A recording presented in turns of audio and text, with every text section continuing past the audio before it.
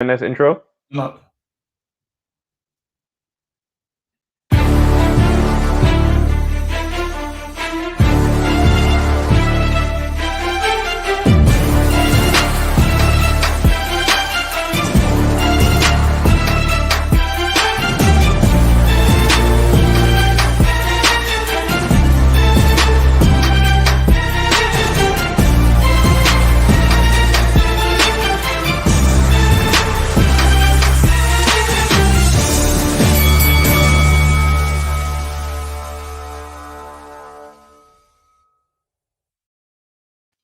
Wait.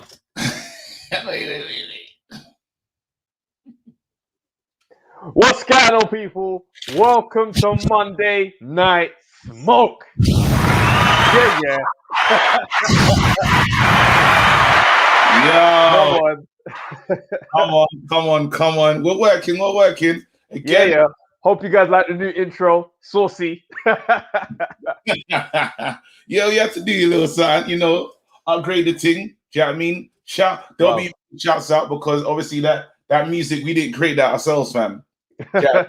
They're not saying play it, fam. They're saying replay. Let me do the roll call real quick. Jeremy the Surgeon, Rocky Ali, Dan the Man, Mulla, James, I see you, Bruce Kai, Denzel Addo, Michael Kudre, Chill Out 477, Base the Kid, Alex Ferguson, Jack Scam, Omega Cam, Gavin DC, by my name Wale off the Canvas Boxing, Bafor, Ash, FH. Let's look out for the new Devalo Boxing, NM, the Dockers 22, AJ, Omega Cat, Ashley Williams. All right, we're here. Yeah. They said they didn't like it. They said they liked it. Oh, sugar, bro. Why is he starting like that? Why would he start like Where's Maestro? Hey, don't worry about where Maestro is. You understand me? Pay-per-view fights happen every once in a while. What a weekend of boxing we had. A weekend of boxing, bro. A lot to discuss. Listen. Have you put out a tweet? Does everyone know that? So much to recap. Yeah, just hit that now. All right, cool. So much to recap. Listen, let's have a quick run through just to refresh our memories of what we had over here in the UK. Yeah. Let's do it. I'm gonna rearrange the running order, yeah? Just so you know what I mean. This is what I would like to have seen the events happen on the night. So we're starting off with how this thing took place. We had Campbell Hatton, went to 2-0 with his fight this weekend. Yeah, let's say he was the first fight on the night because it was outrageous that he was in the middle of that wonderful card. Yeah. We had Eubank Jr. versus Morrison in a fight where, how do we describe it? How did Eubank Jr. describe it? He wanted rounds. When do you want me to talk, bro? We'll get to Eubank afterwards, bro. I know you want to empty the tank, fam. Craig Richards took a shot at greatness. Unfortunately, came up short, but left a great account of himself against Bivol this weekend. We also saw a wonderful fight. Katie Taylor, Natasha Jonas. Bruv, what a fight. Then we had the main event, Chisora versus Parker. Controversial outcome. What a great night of boxing altogether. Over in the US, we had another interesting comeback. My God. Andy Ruiz Jr. Listen, Andy Ruiz, I can't wait. This show's going to be lit still. Oh, my days. All right, bro. Let's talk. There's so much to talk about, bro. I don't know because me and you, as usual, have different feelings. We got to talk about heavyweight boxing, yeah? Because coming back, it was no joke, yeah? Even, yes, he, in the beginning rounds, in the early rounds, his plan to go for the knockout was crazy, and he suffered for it. But then the boxing IQ, the ability to change. You talking about Ruiz here? Ruiz is Get the hell out of here with Ruiz, bro. I know. That night where he beat AJ was a glitch in the Matrix. It was a glitch in the Matrix. I don't want to head up. Ruiz is not a threat. He's not a threat to anyone. Areola. Okay. Listen, Areola, Areola, that brother, he's not a threat. Bro. He's a comeback gimme. And you made a meal out of it and got knocked down. Get the hell out of here. Get the hell out of here. You're not a threat to Wilder. You're not a threat to Dillian White. You're not a threat to Fury. You're not a threat to AJ ever again. You're not a threat to anyone. You are getting battered. You're one night. One night only. Yo, Ruiz, the Ruiz could hurt Dylan. Ruiz will hurt a lot of man, you know. Yes, Ariola, who fought Steven. Because sometimes, listen, this is what you have to understand. Ariola came in. This is the best Ariola's ever gonna be. You know? Don't give me the best Ariola. Don't give me the best Ariola. Don't do that. Ruiz. Ariola. Get the hell out of here. Ariola's done. Ariola is done. No. Ariola is done. I'm not interested. Whoa. Wait. That ain't 50p, bro. Yo, Steps. Bro. Thank you so much. Straight out the gate. Thank you, man. You know, this is the thing. This is the thing, guys. My man's just come back. So the last time he's fought is since December, fam. Yeah? Chris Ariola. Don't tell me about Chris Ariola. Give me a chance, though. Give me a chance to get these thoughts off. Yeah? Are you ready for this now? He lost to Steven, bro. I know, bruv. Bro, the man he's fought a guy that was finished, yeah? But when you see this guy, he got up for this fight. He got ready for this fight. And this is his comeback fight. You still got to take that into consideration. My man hasn't been in the ring since December, fam. Lost a whole load of weight. And then after you had to, even the adjustments that he made in that fight, let me know, no, listen, your boxing IQ is something that we need to respect. It's not something we just say, he's a flash in the pan, we're never going to see him again. No, the guy can compete, fam. Let's say we're talking about, I know Ariola's age. I know you keep saying 40 this, 40 that, but we have to be real, guys. That what Ruiz can do is what I want to talk about. Let me tell you what I'm not interested in. Go on. Everything you're saying right now. It means nothing to me. Yeah? Ruiz, done. It's harsh. I think man are saying he's in Buster Douglas territory. That's exactly where he is. One great night. He can run off into the wilderness and say he's the first Mexican heavyweight champ. That's it. That's his accolade. That's where they're going to go. That's it. I think that's too it. He's done. He is done. That's way too hard. It's nothing to do with age. It's nothing to do with age for me. It's the fact that he's done, bro. You ain't supposed to be having them issues with Ariola, fam. You can change it. What are we talking about? Keep the same energy for Chris Eubanks Jr. as well, you know, because... What do you want me to say about Chris Eubanks Jr.? What am I saying that's linked in any way to Eubanks Jr., fam? You're talking about this guy's changed. What I'm thinking about is changing trainers, yeah? Yeah? He's changed trainers, lost a whole load of weight, bruv. And he's I don't care about the weight. That ain't my business. No, but he has to. And the fact is, you lost the weight. Cool, that's your business. But the fact is, maybe you lost your punch resistance as well, fam. Because you went down from Chris Ariola, who ain't that guy no more. That guy is done, fam. Let's dragged him from wherever hole he was chilling in and got Ariola out for a comeback fight. Bro, let's have the same respect. Ruiz went down a lot in the AJ fight as well, you know. Ruiz went down. Wait, hold on. Let's not talk about Ruiz as if he's got the granite chin. He went down in the AJ fights. It's not like he can't go down. He's not. He can go down. This is getting knocked down to AJ. That's not really a blemish on your thing. Getting knocked down by Ariola. Yeah, that's a big problem, fam. A very significant issue, bro. This is it. So bro. Bremain Steven beat Ariola. He went down from a shot from AJ. Yeah, he hasn't been down. Even the Ariola shot. What happened this weekend? Who phoned you? Who got in your ear this weekend? Did Andy Ruiz reach out? Have the Mexican alumni reached out and said, "Yo, we want you over here. Like we like what you do for Fury. We like what you're doing for Fury. Bring that energy over here to Mexico." Is that what happened? I watched it and I said to myself, "I want to see this guy. I want to see this guy again." Really? I'm sorry, Ruiz is finished. I want to see Ruiz over an Arshaw's fighting because he can mix it up. There's no way he ain't gonna mix it up with a man. Mix it up with who? Here we go. He can fight Parker again, and then fight Parker again. Deserves the rematch. Let's see that. He could fight. He could have a Chisora fight. He could have a Dylan White fight. Why not? Why not? Let me fight these men. So you're saying that he can't fight again? You don't want to see him ever again?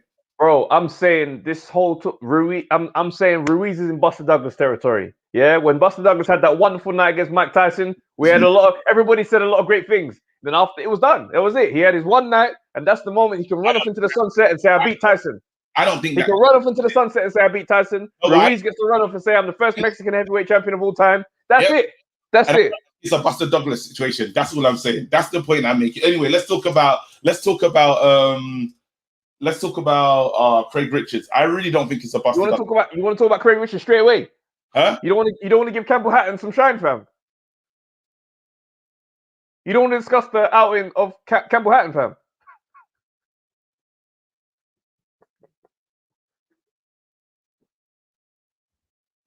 All right, let's get straight to Eubank Jr. then. All right. No, wait. Wait.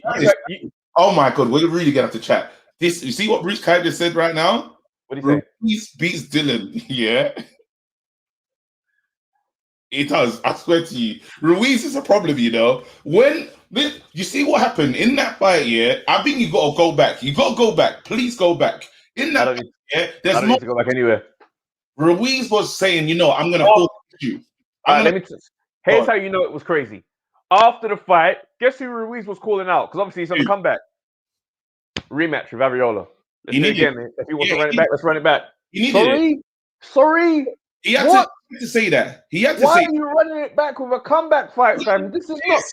It shouldn't have been that close, bro. Like this. I had to run it back. It looked quite. Not interested in hearing that at all, bro. Ruiz gonna win in 7. Yeah, I'm telling you right now that this guy, his action and how he throws those hands, it's different. By the way, I'm open for chat, bro. I know Arreola's finished, fam. Anyway, let's get to Eubank Jr. Oh, Eubank Jr. Yeah, Eubank was in there this weekend, doing what he does, entertaining us, giving us something to talk about. Yeah, I mean, it brought me back to a clip that came out at Once Upon a Time. This guy is not on the level he thinks he is. I think he's in dream world. You know what? I know this sounds terrible. I think he should finish. No, that's too hard. I think he should finish. Listen, you can't. I personally don't think, right, he's a hard puncher anyway. In this game, you need to get a jail card. You need to be able to put them away, block them up. You need to smash them up. You know what? He threw the kitchen sink at George Groves tonight. He didn't do it. He didn't do nothing to it. Even with a dislocated shoulder, but he threw the kitchen sink at George Groves and missed. Bro, wait. You talk. You talk first. I'm gonna talk, but I want to know what your thoughts are on him. Look, man. I watched that fight. I went back and I watched that fight again, yeah.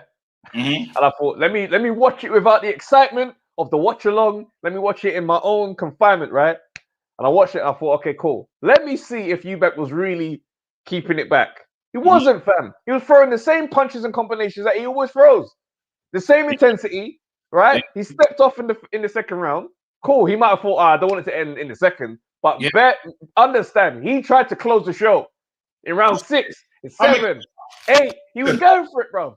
Listen, like, what irritated me more, about that fight was when I saw him going with the high right hand, hazy head movement that Roy Jones used to do. I was thinking to myself, one thing that I realized about the Eubank in this performance here is that he has no identity.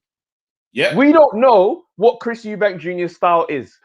He's moving like African scammer, fam. When he first started, he was impersonating his dad. Yeah, a lot of the slow, unnecessary movements at times, showboating, all that good stuff. Cool.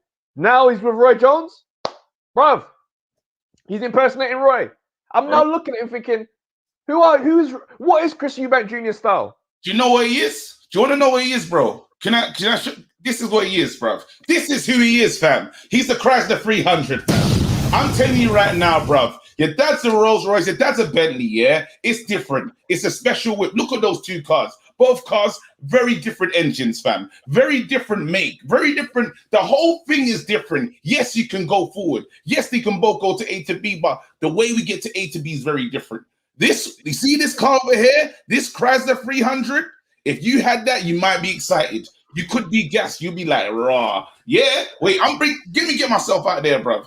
You see the car here? That is Eubanks Jr. Eubanks Jr. is a Chrysler 300, fam. Yeah, and I'm not even talking the kitted out one with the rims and that. I'm talking the one with the see-through windows. You know, when everything is stock. Yeah? What killer, bruv? I didn't see no killer in that ring, fam. Man said, he went hell to leather. Yeah? With what's his name? Morrison. He didn't go hell for leather with Morrison. I ain't going to say all that. What did he do then? What did he do? It wasn't a competitive fight. Morrison had no chance of winning. There's no way. But at the same time, That guy. I'm done. You told us in your post back. You said I'm a killer. I needed rounds. I could have got him out here anywhere, bro. You said that car's rubbish. I've worked on it. That's who he is. I'm sorry to say it. Eubanks, but when people come out and say he's got to retire, Like, I'm not saying retire. I'm saying, what's your level? Let's just try and decide it, because I wanted to decide it on the weekend. Yeah, what is his level? We don't know. Is it British level? We don't know. No, it's not British level. It's he. All right, he's one of those guys at the moment, the way it stands now. He's one of those guys that, like ranked 7 to 10. They compete. They compete. I'm asking about his level. Like, what is his? I say ranked 7 to 10. I say, I wouldn't say he's like necessarily British or European level, but he's obviously not world championship caliber. No, he's not elite, not at all. He's a competitive fight for those guys. But right now, I don't know. He doesn't get over the hump for me. Commonwealth, fam. That's all I'm getting. Nah, Michael understands. This is it. It's world level that doesn't beat elite fighters. I agree. I don't see him necessarily getting it. Wait. Who's world level? Wait, what are we talking about? No, but what do you understand of world level? No, I'm asking when we break this down. I'm saying because where should he be? Where's the man them that he's meant to be mixing it with? Where's his guys? I say he can mix with like at that level, ranked 7 to 10 in the middleweight division. No, I'm talking. He's not beating the top guys. No, but he's a competitive fight for them. He might not beat them. Like, let's look at what Chisora is giving up in the heavyweight division right now. He's a tough night for any one of them. Do I think he beats anyone? Not really. No, I don't think he's going to touch a belt. I'm looking at Eubank and I'm like, is anyone going to come through and just blast him out in 2 rounds? Don't really see that happening either. He's a competitive night right now. He's just a jet. I'm feeling this backpackish. Get your rucksack and keep it moving, fam. It's looking like a long journey. That's all I'm seeing in it, bro. Yes, you can. It's looking journey-ish, fam. You can't call him like when we look at this guy. We're saying he's a competitive fight for this man. Are you saying that he's the new gatekeeper? What we call him? I don't even. I ain't got him. He ain't even got I don't know. Don't have me out here trying to. He's no keys, bro. He ain't a gatekeeper. This is again. I'm not just saying. Mind. This is who he is, fam, and we have to accept it. Bro, this is it. It's Christ the 300 settings. Like you can't. You've got everything in your. Just imagine. You know when you try to put nice components in a dead car. Yeah. The souped up. Yeah. You got spinning rims on a Toyota Prius. You wanna put the Roy Jones body kit on that? Yeah. Get out of here, fam. It's still the car. Useless. Absolutely useless. You tried to put in that Eubanks engine, bro. The car said, nah. Useless. Nah. Absolutely useless. Get out. Not interested. I'm sorry. You know who needs to hold some smoke in the midst of all of this as well? Talk to me. Somebody has to pay for their crimes. Johnny Nelson has to pay for his crimes, bro. What Johnny Nelson? Tennyson over the weekend? Man will go down 2-0. I think he'll beat Gervonta Davis. Now, I'm telling you, the power that young man's got, the hunger he's got. Yeah, you raise your eyebrow. Man will go down 2-0. I think he'll beat Gervonta Davis. Now.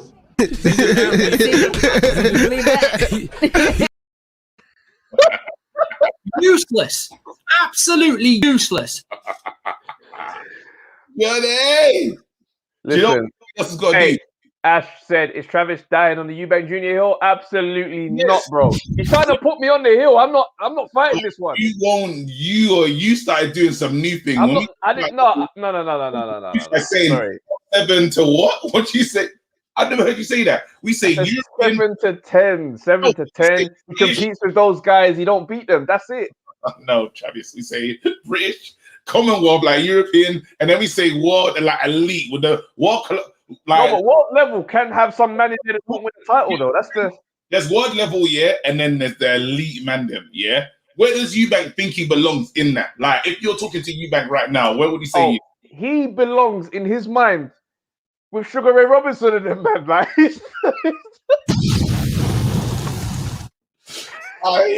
his self-belief is insane. But listen, all right, cool. Yeah. And then we obviously, man like Craig, Bivol, and Craig.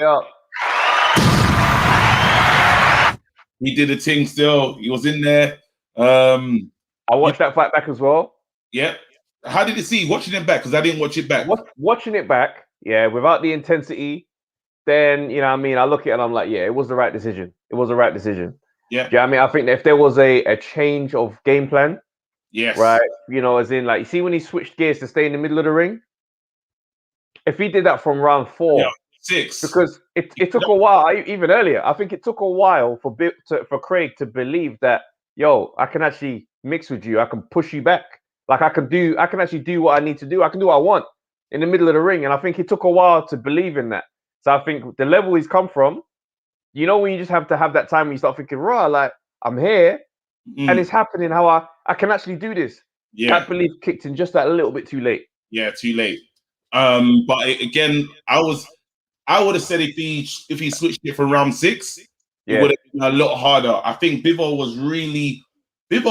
had a lot of questions. He had a lot to think about. This is the best Bivol to fight because again he's been out of practice. We have to take that. We have to think about it. A year and a bit. That's a long time. You know what I mean?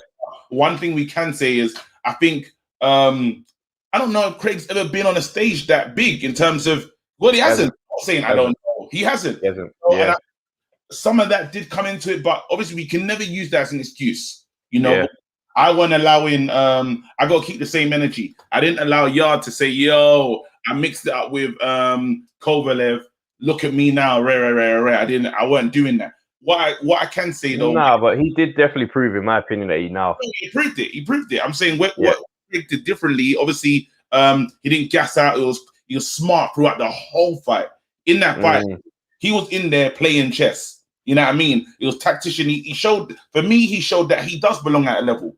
It showed that I should be able to mix it with these man them and I can win a title. I looked at Craig and said, you know what, with that level of mindset, if you can add a bit more aggression or a bit more hunting earlier, you know what I mean? You'll be a problem because he can switch up the styles. He's doing so many things. I said, you know what, I like that. For Bivol to even respect it. Of course, yeah. Something. I think let's open the lines. Let's open the lines. Yeah. Let's do this. All right, cool. The link is in the chat, guys. Give us your views on Chisora versus Parker and any of the fights we've spoken about. Now, we didn't even get to touch on Katie Taylor and Natasha Jonas as well. Let's do it, man. Yeah. I want takes on Ruiz as well. I want takes on, like, does he come back and mix it with the heavyweight? So am I just chatting shit? All of that. Let's really talk. 100% you are chatting shit. 100%. I'm willing to put money down immediately, fam. Anyway. Ash is here. Man like. Nah, Trav, I've come to smoke. Man like you guys. I've come to smoke you tonight, Travis. I can't believe the nonsense. Let's go. I'm ready to scrap. What have I said? Talk to me. It's about Ruiz. So firstly, who was more washed? Ariola or the version of Povetkin that knocked Dillian White Spark out? Because that version was still washed as well. No, they were washed 100%. Who wins I mean, out of Ariola and that 40-year-old Povetkin last year, who wins? That's a competitive fight. Oh, that's an awful thing to even be thinking about. And they're both shot to bits, bruv. I don't even want to get into that. Cold and one didn't. But the fact is this, well, let's look at Chris Ariola, yeah? This is a brother that lost to Stiverne, bro. So it's much lower the standard than Povetkin. So the starting point to be washed, that was we're talking about the level of fighters they are. Get the hell out of here, bro. No, Travis. The level of fighters they are, they're at the same level today. Ariola and Povetkin are at the same level today. They would have a competitive scrap today, and one got knocked out and one didn't. That's a fact. Listen, I don't understand why you've got me here trying to act like I'm defending Dillian White, bro. That's not the case. Get your bombs out of here. You're just making noise, bro. I'm not defending Dillian White. Ash came to scrap, bro, and Ash is talking. Yeah, let me speak then. Ariola was never on par with Povetkin. Never. So of course, his decline means nothing, bro. If you are declining from 1 to 0, it's not a jump. It's not even a really. And Povetkin, okay, so that level was offset by the fact that Povetkin's decline is bigger because this guy can't even dodge a punch without getting off balance. Bro, so his decline is massive. So either they are way- basically at the same level, is what I'm saying. So you're okay, cool. So let's look at it like this. So we're looking at a declined Olympic champion who's got medals, or a declined journeyman, fam. Like, He's let's not a be clear, journeyman. it's different He's not a leagues. But journeyman. Areola. He's not a journeyman. Areola's what then to you? Areola is basically the American version of Chisora. Oh, Areola. Bro. I don't even know if I can accept that, fam. to me, yo, he's out here. They basically Man Nice. a lost to similar Steve fighter. They Byrne, come bro. for a Like, scrap, nah. and they lose to the top guys. He's a big body that they brought in for him to have an easy work on his comeback, and he nearly fluffed it, fam. Nothing, bro. Dylan That's White got touched up by nonsensical. Marius Wack in Saudi Arabia. The Dylan White fact got is dropped by this. Oscar The fact is Rivas. this. The fact is Andy this, yeah. Ruiz slumped AJ, and AJ slumped Dylan White. Fact. You're comparing to Dillian White as if I've been out here fighting for Dillian White, fam. I feel the same way about you in terms of that. But the way criticism. you wrote I'm off saying Ruiz about against White was Ruiz. nuts. I'm saying about Ruiz, bro. This is supposed to be the comeback fight for you to get back to the level that you was at. As if the AJ. Let me speak, man. As if the AJ fight. Wait, I need to clarify something, Travis. No, don't try it. Don't get Shut upset. up, man. I want to understand. Bloody referee just interrupting the fight. Let me fight, bro. I'm the referee in the Breaking us case. up. I'm the referee in the Kane Taylor Natasha Jonas fight, bro. I just want Ruiz had one good night against AJ, and everybody got excited. The brother is finished. Don't tell me about Ruiz. There's one more good night that Dylan's ever had. Dylan. Bro, One Travis, more good night that I Dylan's don't ever care had. about That's the Dillian, best bro. fight he's ever I had. don't Dylan care never about had. Dillian White. Why have you got me out here Nah. like I was caping for Dillian Because White, you said bro? Dylan was smoking. That's why. You said Smoke. Dylan was smoking. I Nonsense. said, yeah, he would Ruiz because will smoke Ruiz with is Dylan finished. White. His punch resistance is done. If Finished Areola's based on what? out One here fight? banging you, that's Please. silly. Go on, say that again. So you're saying I'm not capping because I just want to understand what my fight is doing in the ring. I need to check if you're okay. You're telling me right now, yeah. You're not capping for Dylan, but No. you're saying Dylan beats Ruiz. I'm saying he beats Ruiz. Cause I'm saying that night, that AJ that he had against AJ, yeah, we hyped that night, fam. He had a great night. A glitch in the matrix is what that was for him. If you're getting knocked over by Areola as he's finished as he is, sorry, you don't mix with the big boys anymore. That's it. You don't mix with the big boys if you get knocked out by a washed-up Povetkin. He's the same level washed up that David Hay was. So any world-level heavyweight should never be getting knocked out by a shot David Hay. That same applies to Povetkin. Well, you're saying that. No, that's a good statement. But the fact is, you're saying that left hook wasn't thrown as if he wasn't shot. It's a perfect left hook. He hit him with the shot. I don't know what you want me to defend about that. He should never have beat Dillian White, but he did. He caught him with a great shot. That's Sometimes your energy compared to your energy, Ruiz is done. him getting dropped. His energy, bro. Getting knocked out is completely different. Even though we know Povetkin was a better fighter, they're both shot. One got knocked out and one didn't. Cool. And they're but both shot. They're both on a similar level today. What did you see? Smiling, bro. What did you see in Ruiz that you saw on Saturday night that lets you think he mixed with any of these guys? His boxing ability, he's much better boxed than Dylan White. Fact. He's got better training than Dylan White. I think Ruiz is finished, bro. I'm not hearing it. I'm not hearing it. One shot where he gets knocked down and Ruiz is finished. That's what we're going with now. You don't see that man's drop weight. He looks different. He's trying to be all different. I'm sorry, bro. Areola was washed to pieces and you couldn't get him out of here. But I'm expecting you to knock out Dillian White. That's nonsense, bro. You're moving mad, but it's okay. If Povetkin can knock Dylan White out, Andy Ruiz can. Fact. Nah, the reason why I said he looked bad on Saturday. I'm sorry. I'm not having it. No, he didn't. Come on, Travis. You got to go back and do it again. The same way. Not rolling. And don't mistake me saying that I think White beats him to thinking that now I'm all of a sudden rating Dillian White. Nah, bruv, because if we open that conversation, there's mad criticism there as well. But I'm saying Ruiz is not looking. He's washed. He's done. He had his night. He retired as the first Mexican heavyweight champion of the, and that's it. Yes, he can. But Travis, this is the point that there's Fury. I believe there's Fury, AJ. They're there, yeah. And then after that, there's all these other heavyweights, yeah. Ruiz ain't done to not be in that conversation with all the other man them. That's the point that we're making. He can actually, I think he's actually got a better attitude than a lot of them. Al Pacino says it wonderfully. Ruiz is not this power puncher that everyone thinks, bruv. There it is. No, and it's even got worse. Their knockout ratios are basically identical. Fam, look, bruv. All I'm saying is what he slept on Povetkin. Listen, he didn't even knock up Marius Wack, bruv. Listen, he didn't even knock up Dave Allen. No, I'm done. Listen, now you're the big puncher. He did knock up Dave Allen. Listen, fam. All I'm saying is this: if Ariola's putting you down at whatever stage at this wash stage of his career, Dillian Whyte can. That's it. Dave Allen, and look what Price did to Dave Allen. It doesn't work like that. This boxing doesn't move like that. So saying, Ruiz, slow. How do you lose weight and come in slower? As Lineal would say, the maths are not mathing. You're losing weight for no reason. It's not working. I'm sorry. Ruiz is washed. I'm not hearing it. I'm not hearing it no more. KG. I'm not hearing it no more. Man, you sincere? I can feel what this man is. I don't care. Let the chat decide. Let the chat decide. The chat are going to go with Dillian because everyone here's a Dillian fanboy. So that's what the chat's going to decide. Travis, right now is bread. All you're doing is, you see, Brendan Paris, like I know Dillian Whyte. No, it's not about Dillian. This is not about Dillian. You see how you feel about Canelo? You're very strong on Canelo because of what happened to Remember what happened with AJ, with Ruiz? There's something there that you haven't forgiven. You haven't let it go, fam. You're reaching here. You're reaching. Don't injure yourself, bro. You got a podcast to do. Don't injure yourself reaching like this, bro. I'm in great condition, fam. I'm saying to you right now that you'll not be able to look at Ruiz properly. You're not looking at. All you're saying is, how are you bringing Canelo into this? I'm looking at Ruiz for what I saw on Saturday night.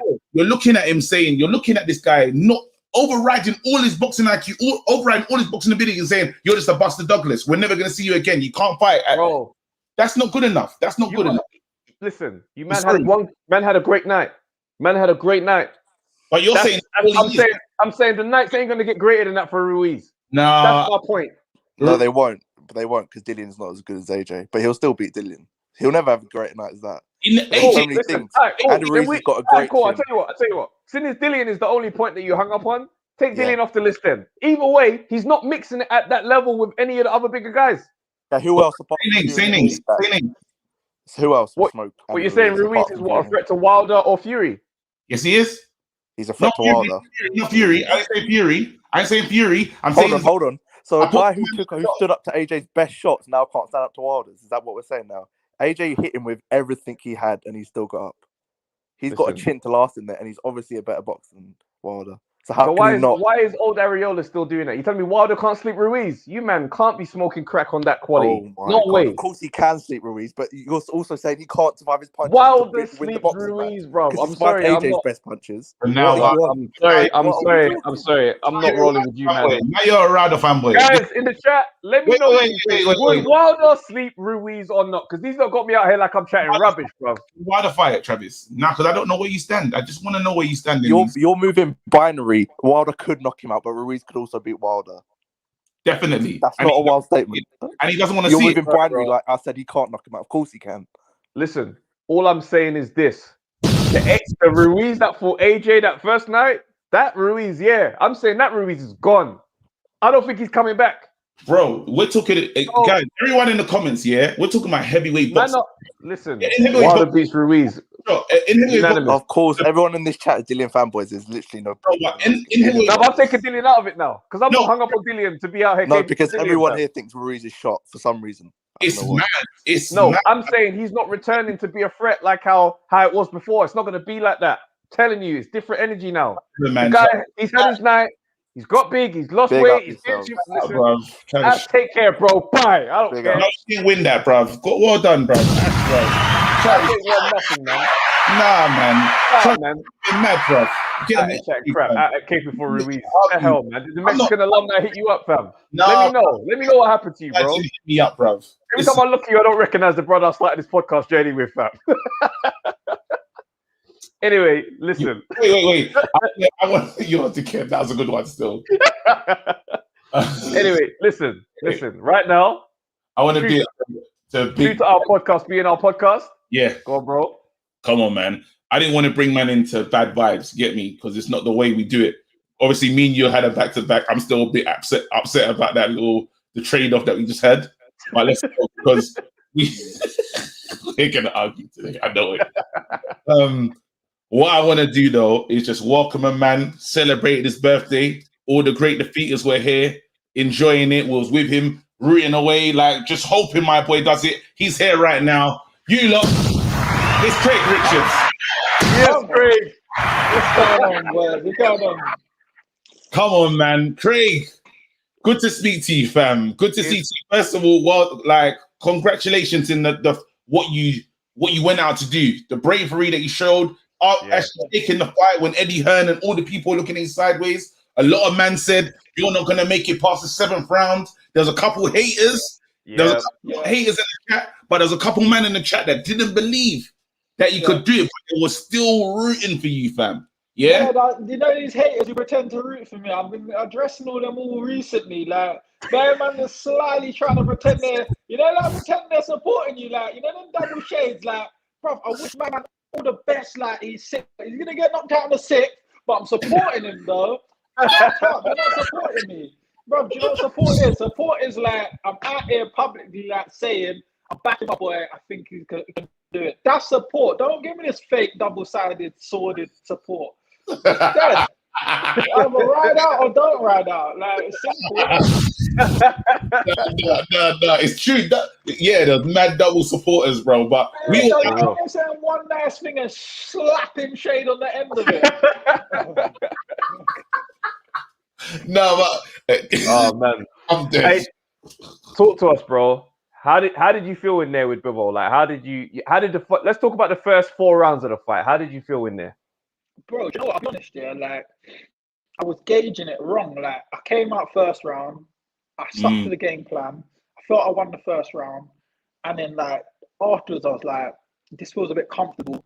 Like, he's obviously waiting to do something. Like, this beast, he's got things up his sleeve. So I'm waiting to engage with him to kind of let him get into his motion, so I know what I'm dealing with throughout the stretch. Yeah. But I'm throwing jabs. Say for instance, I'm jabbing often. He's not really doing much guarding, trying to close the distance, As we get to maybe the last minute, that he might throw a quick 3-shot flurry and move off. And I think little things like that, maybe he was catching the judge's eyes a little bit. There was times where I'm in there where like my corner's like, right, you've won them rounds, you lost them rounds, and the way he was gauging it, but obviously they're probably emotionally involved as well as I am, where maybe there was a bit offish, where I'm thinking I'm up at times, I'm not up. So like I'm a bit like, oh yeah, what, my head, like yeah. So like as I'm getting into like towards the 9th, they're like, you've let these last couple rounds slip here. So like you'll probably just stop with maybe a round or it's in the balance. So it was kind of like to me, cool. So I'm still like there. So as long as I finish this last 3-4 strong, it's mine. Do you get what I'm saying? So I thought, you know what? You're not even tired. You ain't going through the gears. You're very comfortable. This guy ain't what everyone said he is. He's hit me. He's not hurt me. He can't hurt me. I hit him in, I think, the 6th or something with his right hand. I didn't land flush, but I kind of caught him and he buckled. I said, okay, my coach said, relax. You know you can hurt him now. And then I realized he couldn't hurt me. I could hurt him. He went a bit more defensive with his guard. Stopped taking more risks. It started becoming more of a chess match because he went commit. Watching Bivol, I'm used to Bivol letting his hands go in flurries. So I'm kind of waiting for that Bivol to come through. So when he does that, there's more opportunities to exchange with him, to catch him. But he realized that hurt him. He kind of just wouldn't release his hands as much as I'd like to engage. So that's why when I realized what he was playing it safe, that's why like 10th to 12th, I said, fuck, let's just get in. I'm going to get stuck in. So you have to let your hands go. But he was holding on and staying tight, and he was just allowing me to hit him up 10, 11, and 12. Like, he'd rather let me hit him up than try and exchange. And I realized if I pressed a round earlier, like one of the judges, I think, said there was rounds that was close. He scored it 113, 115, he said, because the round was close, they just gave to the champion. He said, if you threw one right hand in some of them rounds, it would have been your round, just one. He said, you probably lost the whole fight by 3 right hands. If you threw 3 right hands throughout the first early rounds, you would have got it to him. And one of the judges, 114, 115, obviously if I won one round, he would have had me winning. That judge said he'd have had me, which means I would have been up on 2 judges' scorecards, which would have been a different story today if I started 1 round earlier. Yeah, man. What's so hard for me is watching you, I was hoping that you would have, because when you in the 6th and the 7th, I was like, this is, if he keeps this energy that he had from the 10th night, if you showed that, I was like, we're winning tonight. We're me. Right. What was gonna make Travis? We put the bets down. We're about to touch over a grand 4. I was a round out from you not cashing in and being the world champion. But you know what? I'll be honest. It was the situation where I believed in myself. I knew what my ability was, and I knew I watched him. But in the back of your head, the way people paint him, you're like, is this guy got this different power people say is at world class than domestic? Is he got a world class chin where my punch power is non-existent at world level now? Is his engine as good as mine? Because people say you're as fit as a world champion, which is obviously a simile to refer to world champion as being so fit. When we got down the stretch and he got tired in the late rounds, is when I realized I was fitter than him. Halfway through the fight, when I hit him, I realized I could hurt him. When he caught me flush with a pullback right in one of the rounds, coming round, and he couldn't have no effect on me. All the answers, the questions was answered mid-fight, but if I got the answers a little earlier.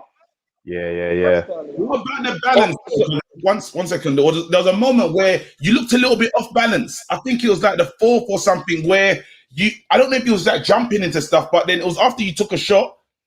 I wasn't sure about just some of the shots that you were throwing. You didn't look as planted or just as on your feet the way I usually expect you to look. Yeah, because the game plan early, everyone said this guy was saying to me, he's dangerous with mad punch power, and he was shot 1 to 4. And they were saying like, so time 5 and 6 come, it will settle down. So my game plan early on was to stay kind of boxing, moving, stay on the back foot, rack my points up on the jab, and box until the beast slows down.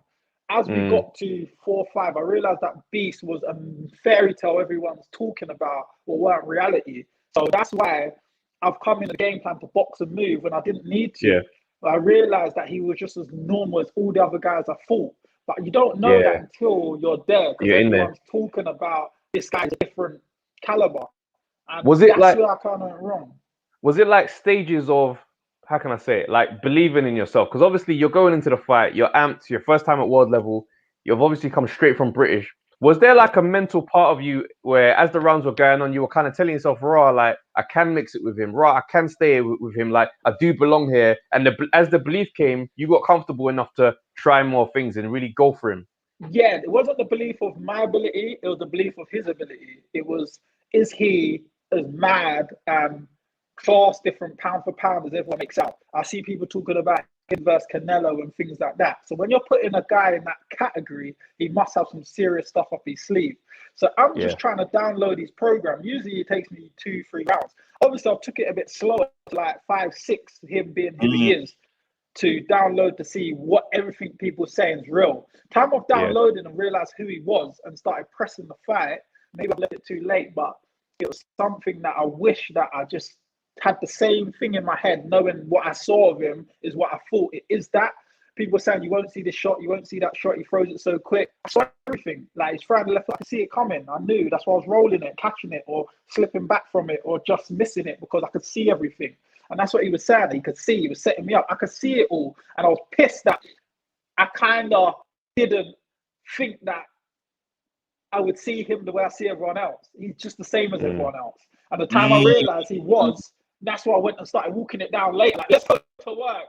But it was like, Johnny said, if you'd done that one round earlier, we'd have had a different story today. But again, so obviously, because even Eddie Hearn was like, this is a big step up.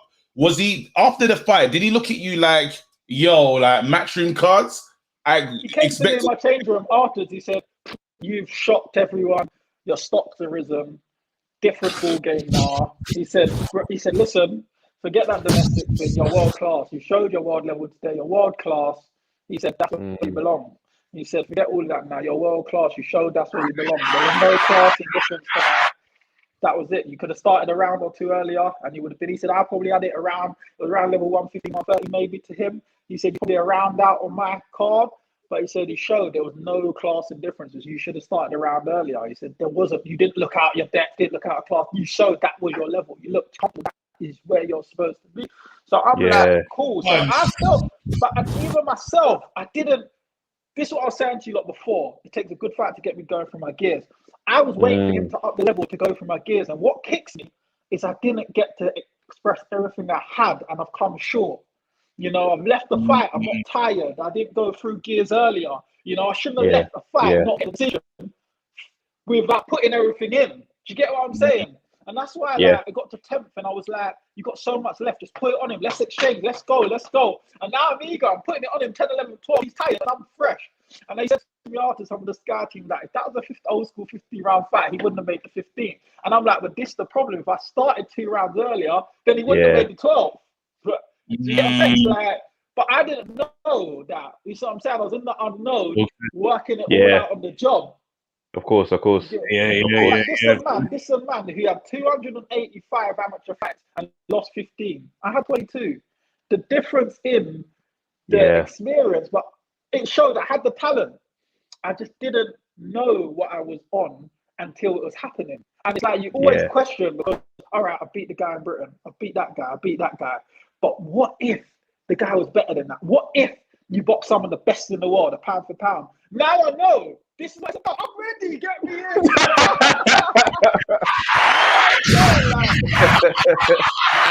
Hey, boxing Ade says, listen, Craig done well, man. Shocked me. Hands up, I got it very, very wrong. So you know he was a moving mad, but what done for one of my trolls, Andy, but thank you for the salute. Man said he got it very wrong. Then we got another one. AMG says, best light heavyweight in the UK, fam. 100%. 100%. No, because a big argument started after the fight. We was talking about the Yard conversation came up, and we obviously because you were actually like at the outside of the house. Them man weren't talking about you with Yard, Bawatsis and Lindens and all this. You weren't even here, bro. Then man conversation went through the whole house, fam, and man said you just do it. I love that. I love that. Who is next though? What do we do? Like, what's the next move? I don't know. I want a top world rank contender. I don't know, man. I just want big fights, to be honest. Like, I want big fights. I don't want to be dipping back down to levels I know that past. I was in there with no class differences. One of the best pound for pounders in boxing, the best light heavyweight, and I felt like I was nowhere near out my depth. I just literally maybe got my strategy 1 round off. So I don't really want to fall too far off of that. I need to win that world title. I need to win a world title. I need to work my way back into contentions to get my shot again. That's where I'm at. I ain't thought of exactly who yet, because obviously the fight was only yesterday or the day before. Yeah. So obviously you need to sit down with the team and see where I go. But that's what I'm looking to be boxing good guys, man. Can I ask you one question just back on the Bivol fight? Do you think his layoff of 18 months contributed to any of his level of performance on Saturday night? He said it didn't. He said he didn't feel any sort of different than he did on any other night.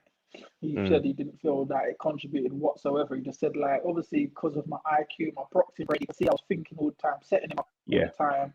Yeah. I could see every trap of his. He's like, you obviously done your homework. Everything I tried to do wasn't working. As I said to you lot before, some of his best assets was his worst assets, and I took advantage of that. I knew certain things he couldn't do well with his feet, and he couldn't box in certain ways, and I used that as my advantage. Box on his worst sides and stuff. But that's what I'm saying. It was the thinking.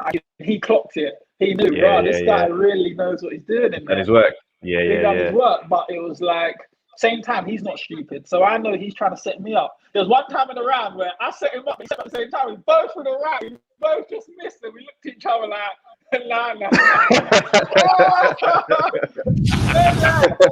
It was like, okay. And even after he set me up, it was like, oh, you seem a bit nervous. Like, yeah. He's like, what do you think? I said, to be honest, as the bell, when I felt I'd done enough, he's like, I hear that. And I was like, what did you think? And he was just like, I thought I'd done enough. I said, fair enough. I said, just rematch them. And he just looked at me and dipped. That's what I mean, he said to Eddie Hearn after, he said, where the fuck did you find this guy? Nah, literally, Craig. So, do you have are you open to so obviously you say you don't want to step down in level. Now, I don't necessarily think that stepping down in level means that you fight someone that's automatically not British, because I think the level of the light heavyweight division is it's up there. Your Callum Johnsons, your Bawatsis, and Yards and the like.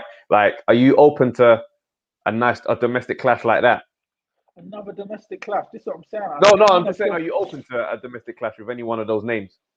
you know what? The reason I moved to this level, I've had so many domestic clashes. I feel sick of just working the English style. To get my experience, I feel like I need to start boxing international guys, good world ranked fighters, different style, Ukrainians, Americans, like something different. Like I box these Jake Bulls, the Sterlings, the Shakan Petterses, like I box so much English style fighters. I beat these lot of top 10 people. I think like right now it's like, how do I move forward? Do I box another English one and learn another English style, or widen my horizon? Like I know it's entertaining for the British public, British domestic dub-ups. I felt like I've kind of done my fair dues of it. Like the others haven't really done it as much as me. I think like Lyndon Yard had their thing, but like I've boxed endless times to entertain our public. Do you get what I'm saying? But it's like I kind of feel like I need to like kind of move on now in a career and show. I'd rather represent the scene now. Just boxing. I'd rather go out and represent the UK boxing scene. Do you know what I'm saying? I feel like I crowned it. I'd run the British. I beat a lot of top 10s.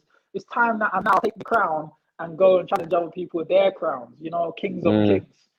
I feel you. I feel you, man. Hey, you think that's a wrong attitude to have, or what?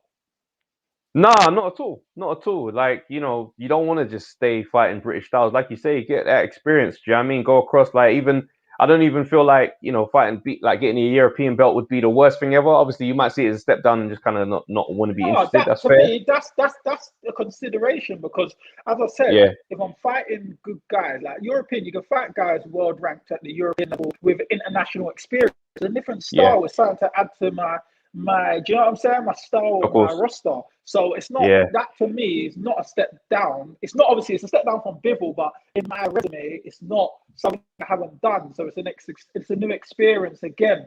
So I wouldn't be closed-minded to something like that. Okay. Yo, listen. Like fighting the English title or the English duff up, for me, that's a step down again. I've done it. 100. I feel you. We're here. We're gassed. We appreciate you reaching out, man. It's always nice to just have access to you, man. Because see you, man. You man ain't double-sided swords online. I watch your things and I say, you know what? I have to always love you, man. Love. There's no double-sided backstabbing. I'm chatting to you one day, next day I see you, man, rinsing me. You know, that's my back. So I say, bro, come on. It's always love. That's love, bro. Hey, all I'm saying is you got an Everlast sponsorship, fam. So I'm gonna come to your house to get. Congratulations, you, man. You said get an XL tight fit. I'm dead. You can't do me like that. XL tight fit. Get out. The XL tights. The XL tights. No. That's hilarious, bro. No, Craig, big up yourself, though. I see you soon, man. You freak it, bro. I'm XL tights. No, that's rich. Tremendous. That's our guy. Listen, I want to bring up. Anyway, you know we're getting to 1 hour 30. So Ade, because I want to talk to Ade as well about this. For real. Let's go. Yo. Hey! Hey! Wait. He's here. Because obviously you're friends with the ops in it, yeah? Steve Bunce don't like me, fam. Oh, man. Hey, you know what, fam. Talk to us. Buncy's not real, is he though? Like I don't even mess about with Buncy and them people. It's funny because I'm in the industry, but you see them and like Buncy's like, he doesn't understand there's a new life, there's a new world of like YouTube boxing people. But maybe he thinks, because we're from the YouTube world, that we don't know our shit. That we haven't been watching boxing for 30 years. They just think like we just popped up from some sort of football chat. I don't think they understand that we have been watching. Like I do shows, I'm not gonna mention people I do shows with them, and they try and oversell their boxing knowledge because they think maybe Ade don't know his boxing. I'm like, okay. Okay. See, that's the energy. You have to get out these men, fam. Yeah. What I rate about right now, is obviously you're sitting here, you got the chair. We know you're lighting, ready. Lighting? He's ready to pod, fam. He's ready. You know why I came on? Yeah, I can't. Like, obviously, look, you guys do your thing every Monday, but I felt bad for the Craig Richards thing, and I can own it. And that's the thing about me. You know what it is about me, you guys? You guys know it. I make the videos and I say what I say. Yeah. You have to own it as well. You have to own the L with the L's there. Don't worry, he's still here. I thought, oh, you meant put the Craig Richards back in, yeah? You have to own the L. So obviously, look, when the fight was first made, I was what's going on? I said, I came back and I said, look, I have to own the L. I said, I have to own it. Because I said, I put the videos out there and I'll sit here and say, boom, no, I don't really like this fight for Craig Richards. I don't like it. But I also said on the video, if I'm Craig Richards, I take the fight. It's a world title. It's good money, hopefully. I don't know. Obviously, I don't know your wage, Craig. I was like, you take the money, you take the fight. It's a world. But in my head, I was scared. I was like, oh, Bivol's good. I've watched all of Bivol's fights. For me, apart from Beterbiev, Bivol for me is the second best light heavy in the world. And I was like, oh, this is a tough fight. But as I was doing the live watching, I was like, you know what? Hey, Craig Richards in this, you know? I was like, from round 9, I was like, Craig's got to empty the fucking tank on this guy because this guy doesn't like he doesn't like it. Yeah. I said in the video that I was doing as well, I said, Craig's got to hit him and dent him.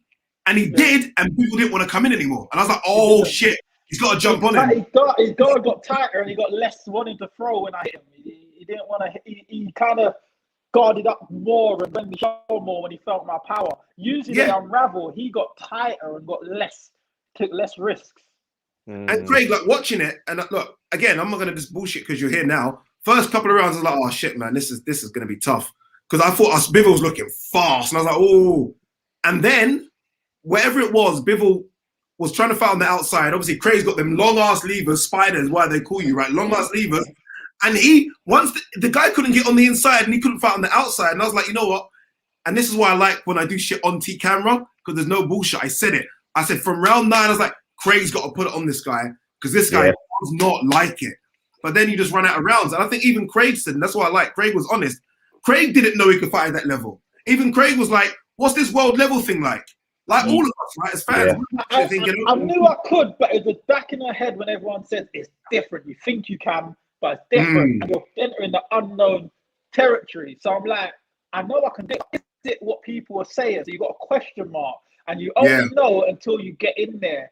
That's the difference. And I realized in there, of course I can fight at this level. Why not? Great. He saw your size at the weigh-in and he must have thought, what the fuck's going on? And he knows Craig's fought 168 pounds. He thought, okay, this guy's fought 168. This ain't going to be the biggest guy in the world. He didn't realize that Craig eats that yard food. Craig different, bro. All the time. Craig, I'm going to let you go. How tall are you? Wait, 1 second. Craig, how tall are you actually, bro? About a bit taller, maybe. But I didn't realize you're that big, Craig. I can't lie to you. Yeah, you look taller, bro. I don't know how you made 168. I don't know how I made 168. That's why I got punching at 168. This is what people don't understand. My punch power is higher than suggested because at 168, I went points every time. All my knockouts is when I stepped over. So you can imagine I've only been at 175 in the last year and a bit. And I still got a decent knockout percentage rate. Imagine if I was there for 4 or 5 years. My knockout rate would be higher than most of these light heavyweights. At 175, I'm a massive puncher. At 168, I'm mediocre. Bro, this is great. I'm doing too much, bro. I was just on my KG dickhead thing still. Hold tight. Look at yourself. See you later. That put Craig back into it. Maybe start snoring and shit. You put Craig back into it. Like, listen, look, I keep the same energy. It's like, oh, snap, Craig, what's up? No, but real talk though, real talk. I mean, look, obviously you guys know Craig, but if you're summing that fight up from looking at CVs and looking who they fought, like if you don't know a man and it's obviously because you know a man, you got to like root for that man. Like If you don't know, you look at it and think, yo, this is going to be tough work. Because I do believe Bivol's the second best light heavyweight in the world, and at that stage, we haven't seen Craig on the world stage. We've not even seen Craig, and Craig would admit this. We've not seen him at European stage. So you think, oh, this is a step up. This is. I also said, if you're Craig, what's Craig, 31, 30? You got to go for that shit. Yeah. If your manager brings you a world title fight, what are you in this for? For belts and money. You got to go for it. Listen, me and Travis had a big argument at the opening. I've got my things to say about you don't need to get involved in this, but let me just start up with Eubanks. Yeah, I've said this about Eubanks. This is why I believe he is. He's a Chrysler 300. His dad's a big old Bentley, fam. I've said that. I own them comments. Those are mine. I feel that way. Then we into Ruiz. What Travis is trying to call Ruiz a who do you say? Buster Douglas Part 2. He's calling him Buster Douglas Part 2. He's saying that's like, and I'm saying that this guy, get rid of the AJ Fury. The rest of the heavyweights, I think he's still there to mix it and get busy. And I say that as well. And the reason I say that is because, I mean, I don't think we've got a proper complete heavyweight, if I'm honest with you. And I don't mean to be rude and disrespectful to what's out there, but I mean, I was watching some old videos the other day of Ken Norton, and Ken Norton was like legit in the 70s and looked physique-wise, could look perfect, was in shape, could box, could jab, could move. And I'm looking at what we've got now, and I'm like, everyone's got like something of it. No one, I don't think, is got complete. I think AJ is quite close from Fury, but we know Fury's had his problems outside the ring. So I think Ruiz can mix it with the other guys just because, and again, people might say, I don't think they're that great. I don't think they're as good as we genuinely think they are. I just think they're okay, all these guys. I'm a big Dillian Whyte fan, but I know Dillian Whyte's got his boxing fundamentals that he can't do. You know what I mean? You know what I mean? So I think Ruiz can mix it with them just because I don't think what's around here is that good. And I don't care. People might go mad at that. I look at what you can do and I'm like, okay. Yeah. I just feel like Ruiz has had his moment. That's really how I feel. I feel like it's a Buster Douglas type thing where after the fight, we say, he can mix with this person, he can mix with this person. But I really do think we've overestimated it. I think that win against AJ was just a glitch in the matrix on all counts, to the point where now, like the rematch, obviously he came in fat. Cool. This time around, he's come in slim. He still has the weight loss hasn't boosted his speed. His punch resistance looks like it's up for debate now. Because Arreola is as short as can be, like, and he wasn't exactly top tier for that to mean like he's come down that far. He's already gone from low to lower. So I'm looking at it and now I'm like, it's a good point. It's a good point. I mean, look, let's be honest. Arreola was a 40-year-old who hasn't fought since Kalnaki. Arreola's had 4 fights in like 6 years. Like, I was laughing when this fight was made. Yeah, he's going points and he puts down Ruiz. I mean, again, I think we have oversold the fact that he caused AJ some problems. I think we've oversold it sometimes, and it's like in anything in life, styles make whatever, right? I mean, there was back in the day where Southampton always used to cause Man United problems. What? Crystal Palace used to cause Liverpool problems. Everyone's like, no one can work it out. Like, how are Crystal Palace always causing Liverpool issues? And sometimes it's a style that maybe causes a certain fighter problems. I think it's overhyped Andrew Ruiz, but we'll see. He's with the Canelo team now, so he's going to be on the good juice, and he can turn it. Oh, thank you. Thank you for acknowledging the good juice. Or the good meat. Juice. Or the good meat. He's on the good meat. All of a sudden, Oscar Valdez can take punches. I've seen Oscar Valdez from the get-go. There was no way this guy's walking through Miguel Bichel. All of a sudden, he's walking through Miguel Bichel and knocking him out. I was like, wait, 1 second. Oh, he got a sin bin. He got a sin bin him. No, he's in a sin bin. He's in a sin bin. He can't He's coming straight back in. He's coming straight back in.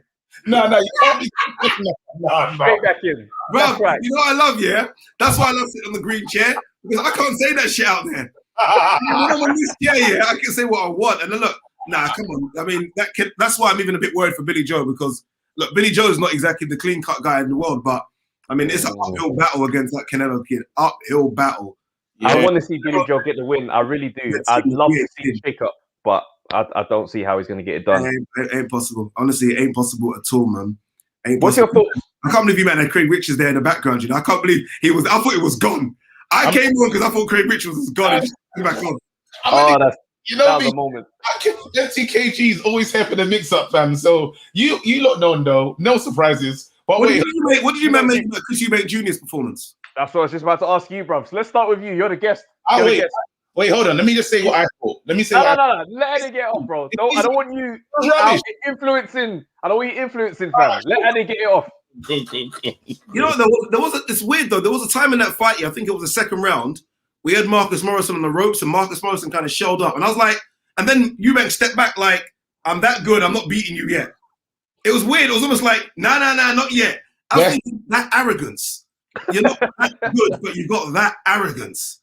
Bro, all in all, I don't know with Eubank, man. I've been talking about Eubank for the last 7 years, saying, we're gonna see something. And sometimes maybe what we're all wanting to see we ain't gonna see it. Like sometimes we've got to admit that maybe it just isn't what we think it's gonna be. I mean, you're a massive Pogba fan, and every time I watch United, you know, for years they were saying Pogba's going to be Yaya Toure or Pogba's going to be Gerrard. Maybe Pogba's just Pogba.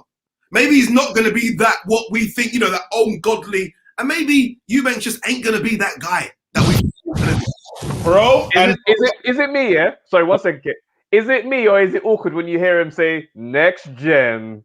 Chris Eubanks, I'm like next gen, bro. 10 years ago. It's new gen now, still. You know what I mean? Oh, new gen. Man's done his hairline. Man's gone past the next gen shit. He's tattooed the hairline. The tattooed hairline. I'm glad everyone's hairline. You know, I mean, look, Marcus Morrison was put there to get beaten up. So exactly. when you get a guy that's put in there, almost like Ruiz Areola, you're put in there to get beaten up. And when you don't beat up the guy and you go points, I'm sorry, there's a problem. I don't want to hear that nonsense about we wanted the rounds. No boxer wants to go extra rounds. Exactly. Why would you want to go extra rounds for the same pay? Nonsense. Chatting right. Nonsense.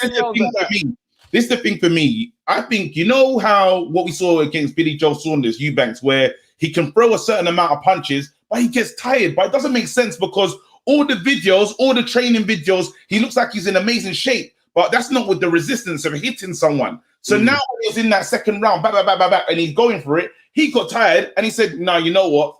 Let me pull out, because even Morrison, Morrison was still ready to go, so it doesn't even make sense. Bro, Morrison, there's a couple of times here where normally when Eubank does the little boom, boom, boom, boom thing and guys are on the ropes, Morrison hit like. Yeah, every time. Morrison looked massive, by the way. Yeah. Morrison looked the size of Bivol, which is strange. Like, this was a 162 guy, looked like a light heavyweight in there. Solid. I think he stung Eubank a couple of times. Yes. Someone was like, you know what? We can't take the risk here. Long. Let's just do that and go home and we move on to the next thing. But how you call yourself a killer? That's what I'm saying, bro. You're different. Outrageous. You're not a killer, fam. You're just you're civilian energy, fam. He's not. Let's be honest. His biggest win is against James DeGo, who then retires. When you fight a guy that then retires, I mean, the guy's already out the door. Do you know what I mean? The guy's out the door. That's his biggest win. And I like Eubank, but facts is facts. I mean, you've been calling out these names now for 3 years, and now you're talking about Kell Brook. You just lost. I saw a comment today when someone said Eubank Jr. looked like a Roy Jones Jr. tribute act. Yeah, he had his hands down in the first round, and even the Roy Jones. High right hand. We all love Roy Jones, but we don't know if Roy Jones is going to be a good trainer. I mean, I love Roy Jones, but I don't know if Roy is a good trainer. I mean, I love him because Roy Jones will try and create Roy Jones. That's just not going to happen. And that's the issue. That was the issue. I said Roy Jones because I tried to think of what Chris Eubanks is good at. Chris Eubanks Jr. is good at. I would say, the quick combinations, that. But then to change his stance, even you see, this guy's in his 30s. He can't turn into a whole new fight. He can't become Roy Jones in his 30s. What are we talking about? Get the best out of what we have here. And I felt like he's tried to change him so much. And even Chris Eubanks Jr. was like, I'm changing my style. This was a new style. And I was thinking, this ain't the route to go. And all over it in his career, I think he's just had these weird moments of weird choices where if it's not like with a TV or whatever, or getting to America, there's no real substance. He's got no identity. No. Like when he first started, he was imitating his dad. Now he's got Roy. He's in fanboy mode and he's imitating Roy. It's strange. What does Eubank Jr. fight like? I was at the Billy Joe Saunders fight many, many moons ago. And I was thinking, all right, give this guy 5-6 years with a good trainer, give him a Virgil Hunter, and we'll see. Here we are now, 7 years later, 8 years later, and I haven't seen anything different. I'm not seeing anything. His foot movement's still bad. His punch selection's weird. He telegraphs the uppercut. And look, I'm saying all this. I can't fight. I get it. But I'm telling you this from someone that watches boxing. So I understand that. But I'm thinking, why does this work so bad still? It doesn't make sense to me. This is 10 years in the game now. I want to see something that's like, okay, cool. You can go in there against Charlo. Let's see what you do against Andrade. Let's see Golovkin. I don't see anything to suggest that he'll beat those guys. Nothing. And at 31, I don't know, man. I don't know. Listen, boxing. Wait, hold on. Go on. You go on. I was going to say, what are your thoughts on Chisora and Parker? I fell asleep. And I was doing the live. I was doing the live here, and I'll tell you now, I was hoping anything could happen. Like in Nigeria, there's a thing called NEPA, when the electricity goes. I was hoping the electricity would go and everything would just park the bandwagon. I'm off the Parker back. Parker's just irritating me. He irritates me because when he puts together like 3 or 4, and I'm like, oh, okay, I see like there's something there, and then it's almost like he doesn't have like if he had a bit of Dillian White roadman mentality, he's aggressive and good. He's just such a nice, soft guy. I can't take it. I'm like, just fucking do something, man. Yeah. Do it. This is it. But then the first knockdown was really an illegal punch. I expected him to get up and contest it. He didn't even get up and say anything. He was like, yeah, I got hit on the back of the head. It's okay. Let's continue. He lost the fight on points, but I stopped scoring after 5 rounds, I think. So. No. Welcome to the lunch. No, you look, go. Well, he's got all the subscribers anyway. That's him anyway, right now, man. Go, Ade, shout out one more time. Ade, you're the man, bro. Probably not. I changed my name. I've changed it as well to Ade Oladipo just because I don't know, I feel like, and I feel like boxing talk just keeps me in that boxing big bubble, and I want to talk about everything. Sometimes I want to talk about politics and music and whatever, drink, whatever. I thought, Ade Oladipo, and it's weird how the users got pissed. I'm like, that's my name. I ain't changing it. It's my real name. What's wrong with you people? They got upset with me for changing my name to my name. I was like, stop it, crazy people. But yeah, guys, honestly, loving what you're doing, man. Respect, bro. It's good to jump on again. As Biggie jumped on here, Bass. I know Bass is waiting, right? Bass is coming. Bass scored that fight. You get Bass on with Richards. Bass must have scored that fight like 10-2 to Bivol. Bass said 7-7. Wait, 7-0, fam. I don't know. I remember seeing it at 7-0, and I was like, okay. Interesting. I like him. He knows. You gotta let Bass be wild, bro. Bass is his own man. Let Bass be Bass. No, listen, big up. All the best, bro. See you soon, man. We need to come on your platform. We need to come on your platform or do like a joint podcast or something, man. Because bro, you guys are famous. So anytime you want. Oh my days. What's the evening, fam? Listen, let's give it to Bruce and all the man them that are waiting to chat, man. Come, let's do it. Bruce Kai, let's go. Bruce! Yo. What up, boys? What up? Listen, what's happening, man? Listen. Thank you. We haven't said thank you, bro. I don't know if you saw the intro to our thing today. I didn't know. We'll save it to next week, but people just know that Bruce is the man that gave us that sounds. Them sounds? Bruce. Glad you like it, fellas, man. But man, listen, man. I got to say, I agree everything that Ade just said, man. Like spot on. The first thing is, I was in the same boat as Ade with Spider. Like I 100% said, yeah, I want him to win, but I don't see it. When the 4th, 5th round came, I was like, wow, this guy's showing me stuff like world level. Like 100%. Like the only one I would say still, I'm not sure, is Beterbiev. Anyone else? I think Craig does it. Like honestly, I do. From his performance, like the saying, like a good like a tall fighter beats a good short fighter. Yeah, he's got height on his side. His jab was dope, and there was one point, and I know you guys mentioned it briefly, where he was looking at Bivol and his eyes were going everywhere, like he'd entered the Matrix, like he was taking it in exactly everything. And I was like, "Yo, this is how this guy." I was like, "Wow," I was impressed. So for me now, Spider beats Pascal, Badou Jack. Those are the fights I think he should do, because I think that will give him world stage status, but he'll look good beating them too. And they're big names, you know what I'm saying? As well for those fights. Yeah, because they got something to prove. Who's this young butt? Who's this young guy? But I believe he could KO them guys easy. Like he proved a lot. And I personally, I even said I think it did more in defeat than it possibly could have done in a win. Because in defeat, it showed his class. It showed, oh man, all I had to do is adjust here, adjust there, and come back. Like he did himself. Like serious props to him, man. Yeah, super impressed. That's real. Eubank, I totally agree with you guys, man. It's like it's a madness. Like you got to laugh, but I keep on saying Eubank is an entertainer. That's how you got to see it. It's like his dad. He's an entertainer. You can't look at him as like a great middleweight. I don't look at it like that. I look at Eubank like a guy that's going to go in there and give me a great fight. But here's one thing that Tony Bellew said that I completely agree with. Why isn't Roy Jones Jr. improving on Eubank's inside fighting? because the inside fighting is where Eubank excels. You remember the last fight where my man uses his elbows and he uppercuts consistently? What Roy Jones should do is show Eubank how to get in on the inside quickly and efficiently. And then on the inside, use what everybody knows Eubank can do. Because it's not Eubank's power. It's the speed and the volume of shots that KOs people. Thank you.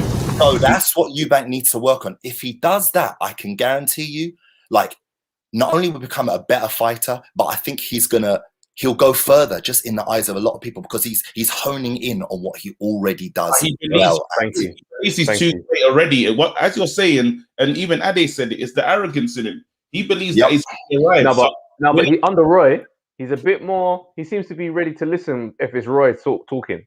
No, I feel like he's that guy that's in the club with like someone that's popping bottles and he's just happy to be with him. That's what I feel like. Yeah, I do think he listened to Roy. Like, and you could tell there was a moment that, like, he said "yes, sir" to Roy. I was like, "Oh, okay, like, wow." But I don't know. I do think it's his arrogance that makes him think like he can mix it with, you know, Triple G and stuff. I'm like, I don't know, dude. I don't know about that. But again, here's the entertainment part. Would you love to see that fight? I would. I'd love to see how he postures into the fight and talks it up because, you know, Eubank is like, hey, they can sell ice to an Eskimo. Like, they're just those guys. And that's the entertainment part that a lot of boxers, and sadly, they don't want to hear this, you would love to have the persona Eubank has. A lot of boxers would love it because that will sell fights. There are some boxers that I see them come on, and now I'm a purist. So I love watching most boxers fight. But there are some boxers that come on and their personality, I'm like, bro, you put a glass eye to sleep. Like, what? Why? Like, come on, man. But Eubank has that thing. He's got an enigma. He's got his dad's thing where you want to tune in. Yeah. And so as much as we're like, yes, whatever, I would love to see him tear up with Triple G. Like, can he do 4 uppercuts in a row? Like, it's going to be exciting. You know what I'm saying? Like, it's going to be exciting. And I would much rather see that than like any other. Like, who wants to see Liam Williams versus Triple G? Oh, I'm good. I'm good. You're not lying. No, why are people saying names of the people that are boring? You lot allow that in the chat, bro. Joyce, Daniel Dubois, that's crazy. Yeah, man. But anyway, and the Chisora fight, I feel bad for him, man. I do feel bad. I think Chisora did enough, man. He won that fight. Yeah, I think so too. We're not even going to mention Hatton. Let's not even go there. Trav, what you said on the day. Why is Craig at 7:30 and Hatton's like a feature? Like, why, bro? That pissed me off so much, man. I was like, wow. No, and that fight was anyway. I'm not going to talk about it. Anyway, it was just a quick one. Keep up the good work, boys, as always, man. Respect, bro. Love, man. Love. Wow, that's Bruce, right? Listen, hooked us up with the. Let's go, Travis. Who you want to bring in, bro? HGM, talk to us, bro. I'm the new. I'm the new, you know. Camera on today. Camera on. Yeah, what you saying? Are you doing a night run or something? What's going on? Yeah, I was doing a little walking in the air stroll, man. A little stroll, man. You know how it goes. Man. You come on, giving us that motto energy with the walking, fam. But we're here for it still. Yeah. Let's talk anyway, man. Yeah, man. First of all, shout out Addy. Shout out Craig Richards. Didn't really know the brother, but obviously put in a good performance for himself. So go to the rankings, man. So I'm just trying to see that British tear up because they've all fought at how can I say world level now. Yeah. What's his name? The white brother. I forgot his name. Callum, what's he called? Callum Johnson. Yeah, Callum Johnson. He's fought Beterbiev. Yard's fought Kovalev. He's fought Bivol now. And obviously you got Boatsi and Lyndon Arthur, who are fought, what's it called? They fought at the ABA for, I think they fought for the medal in the amateurs one. So so everyone's at a tough level now. Everyone's at a top level. Let's get it on. Let's get it cracking. Done. But yeah, in regards to the what's it called? The how can I say just the Chisora fight? No, boy. I was just gonna say, man, maybe controversial, but that was a tough decision to score for the judges, man. Really? Because I watched it. The first time I scored it to Parker edging it with 1 point. Cleaner punches, and he put Chisora in more, how can I say, I use the word compromising positions. Those time when Chisora was on the ropes. And Parker, I've already never been sold on Parker, man. I've never been sold on the dude, man. And then my man's looking at him like to say, oh, what should I do now, coach? Should I hit him? Should I hit him? Like, he's battling with himself, man. I'm thinking, you ain't no boxer, man. Yo, man, go for the kill, bro. Go for the kill, man. Simple as. But at the end of the day, so I scored it again. Did Parker not impress you when he switched styles? Like, when did Parker start getting busy with the jab? Was that like 7? Nah, man. Nah. Parker's always. If you watch the Ruiz fight, Parker's always done that, man. Okay. Parker's always done that. So I scored it again. I scored it Parker. 1 point. I scored it again. I scored it a draw. I watched it again. I had Chisora winning by 2, 16-14. So imagine now I've watched this fight 4 different times and scored it 4 different ways. So imagine the judges. Like, it's a hard fight to score. However, I do think the best result would have been a draw and rematch. Because don't get me wrong, Chisora didn't deserve to lose. He didn't deserve to lose. I'll put it that way. It's a hard fight to score, but he didn't deserve to lose. Yeah. And then this goes down to my other comment when I had to bad up that youth, man. This is what I'm trying to say when I'm saying that Dillian Whyte's on Chisora's level. Chisora's on a good level, man. Don't get me. Chisora's on a good level. Chisora can mix it up. Other than AJ and Fury, Chisora can mix it up with all of them. Do you think the promoter, like Eddie Hearn, just doesn't like Chisora anymore? Like, as somebody who could potentially be a threat, he's just like a gatekeeper, just a bit of fun. Nah. You see what Chisora's problem is, man? Yeah, you see, you've got to leave that roadman decorum out. Outside the profession. I heard Chisora was badding up people saying, "I'm gonna pull out the fight if I don't come out. If I don't come out last." Number one.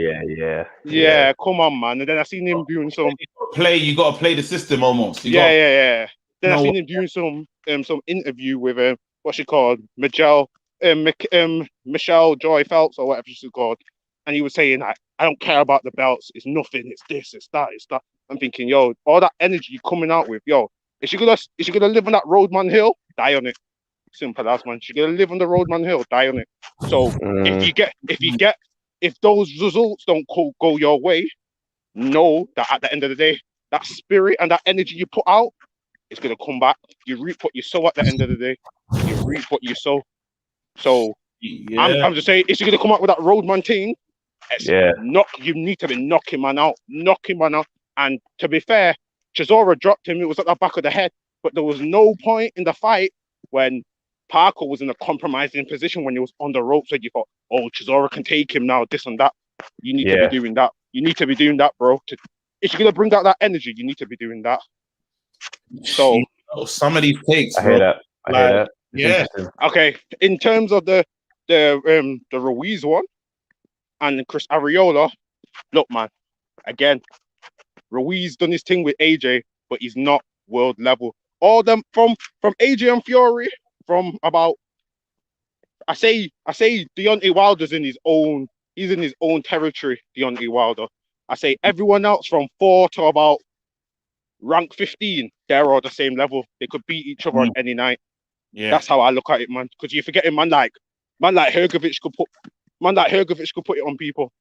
That's it. And he's not even fighting. I seen one sparring session with Hrgovic and Deontay Wilder. And I was thinking, Hrgovic is battering you, man. And this is sparring, man. So, but Ruiz was literally, he's trying new stuff at the end of the day. One thing I'd say when you're saying about he's gone slower, I've been big. I don't know if any of you have been like overweight or obese, but I've been overweight and obese.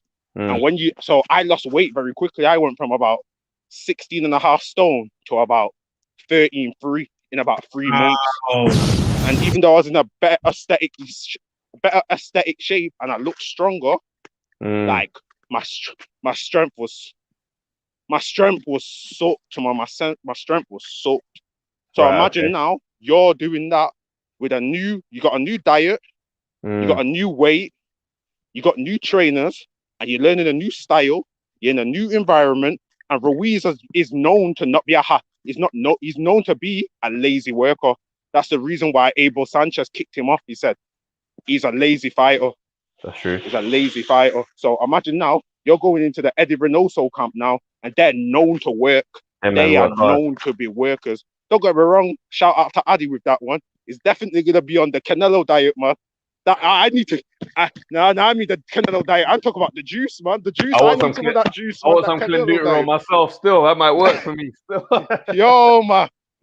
He needs to open a pharmacy, man. Yo, Ginger Kid Pharmacy, man. You got Cinnamon, man. You know we can't be talking about Canelo like that. I'll bring him back. Bring him back in. Clenboot Pharmacy. Oh, man said pizza. Oh man, yo, he opens a pharmacy, man. Yo, billion quickly, man. A billion quickly. But yo, now what's a cool? But yeah, it was meat shake. Just one more point, man. Did you see that fight with Fabio Wardley and Marcus Morrison? Man's called him Fabio Wardley. No, you said they got the same hairline.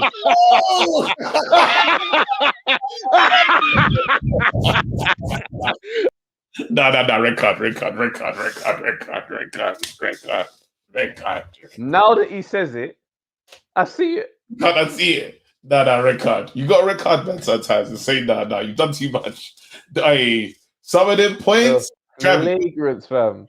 We got 5 minutes. Let's get the two. Let's get lineal Ray. And then end the show with Capricorn B. That was mad. Lineal. Yo, what's good? I'll be honest with you, yeah.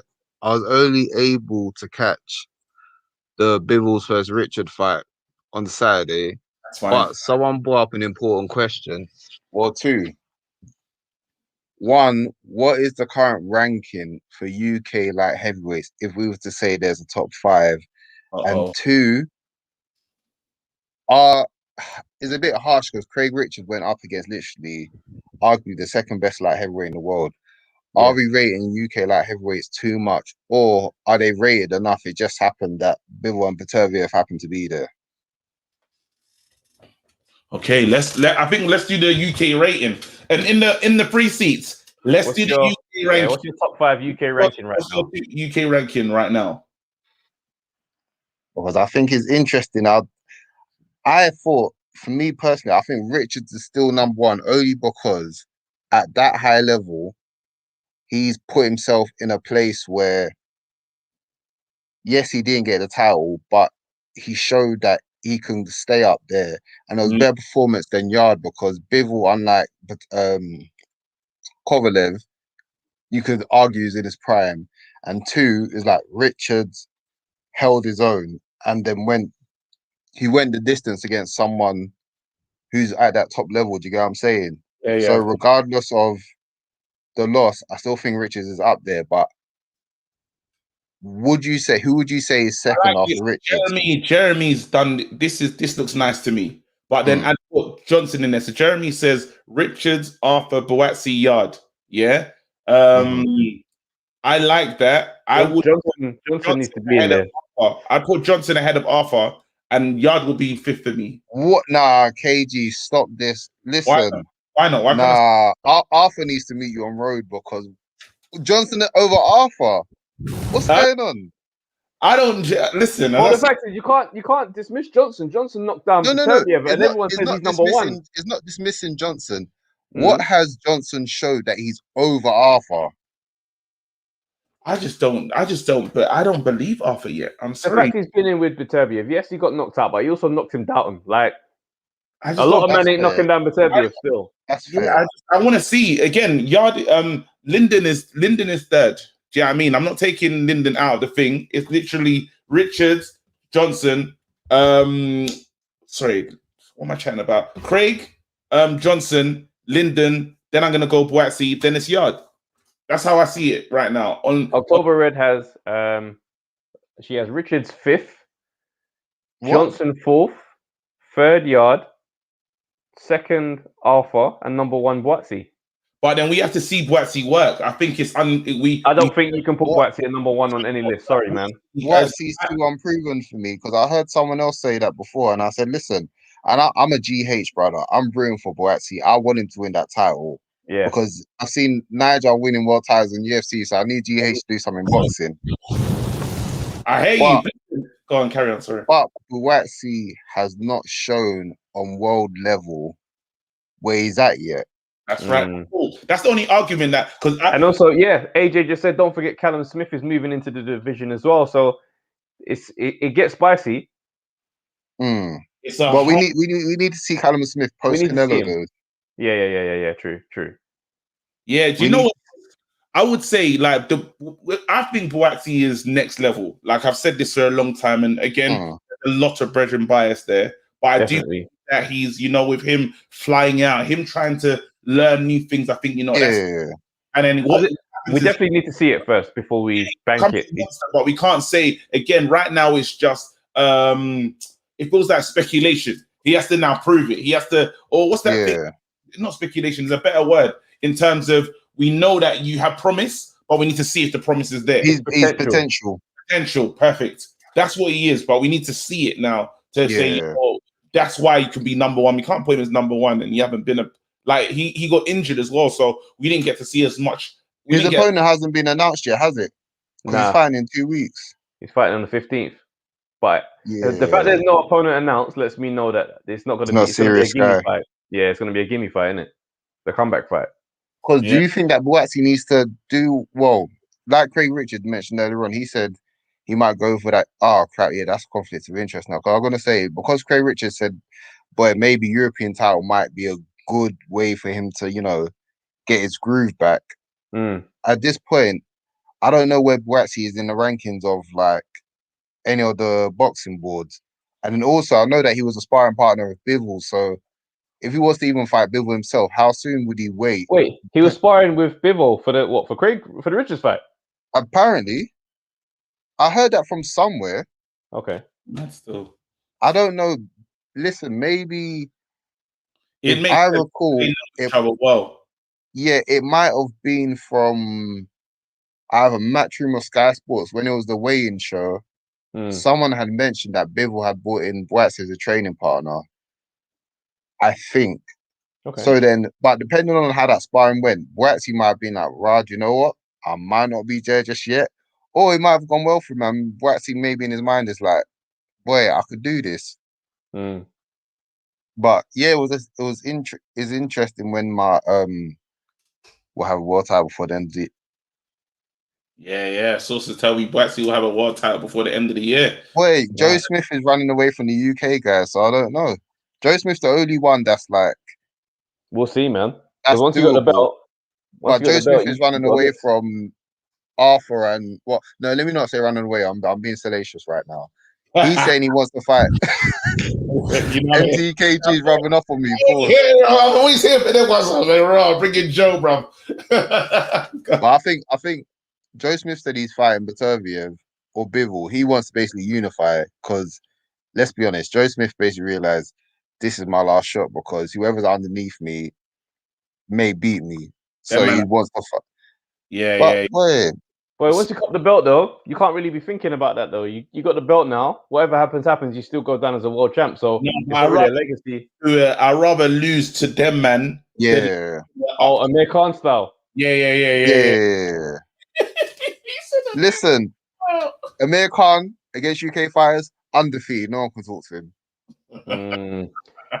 But then also, quick one, because I know you lot press the time. Do you think UK light heavyweights are good world level, or do you think that it is similar to Bedrin Bias that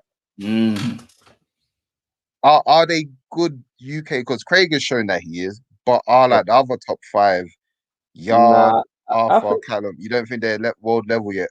I think they can mix it with the top guys, to be honest with you. I really do. Callum Johnson, like, these guys ain't small guys. Do you know what I'm saying? The only thing is that we're yet to see it, so it's hard to confirm it with everybody else.